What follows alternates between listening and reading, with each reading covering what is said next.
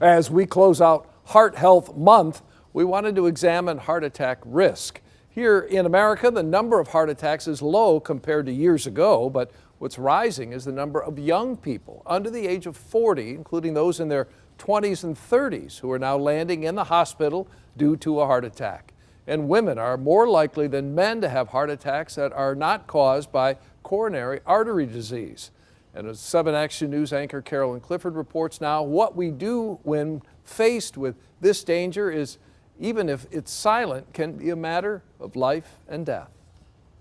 Carrie West is an active mother who works in healthcare, and she knows about stress. Her husband survived open heart surgery, and she knows her family history. My father actually died of a heart attack at 58. My mom had a pacemaker at 55. But for Carrie, no serious heart problems. A coronary calcium screening more than a year ago was a beauty. And my score was 0, which means I had 0 blockages. Her blood work was perfect. Last words from her doctor: "You're going to be great for 10 years. We won't even have to do this test again." Yet only 4 days later, Carrie went to sleep.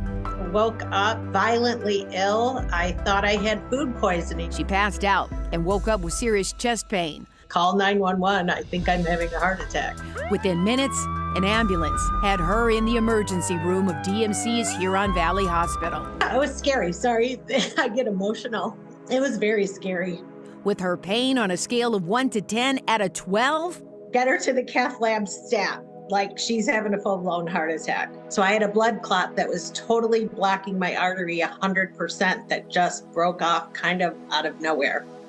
There was no warning or anything. Her doctor told her, "You're one lucky lady. You were 5 minutes from losing you." Dr. Faraz Aloka, who is the director of DMC Sinai Grace in Huron Valley's cardiac cath lab, worked on Carrie.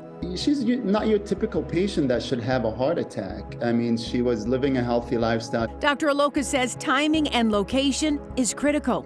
It could be very lethal if, unfortunately, especially if they're not in the emergency department or in a place where they receive CPR right away or even a defibrillation. And the age of heart patients? I think there's nobody that is too young for a heart attack. So don't ignore your symptoms: chest pain, sweating, pain that goes to your jaw, numbness in your left arm.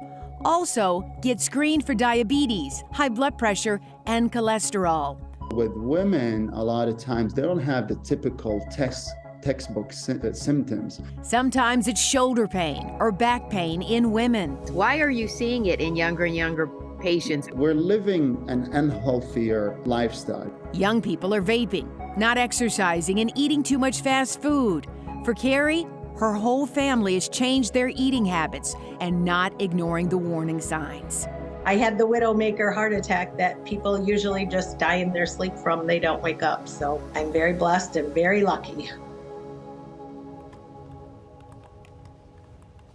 And Dr. Aloka credits his whole team with saving Carrie's life, saying they get up and leave their families in the middle of the night to save others. His final message is to listen to your body and don't ignore your symptoms.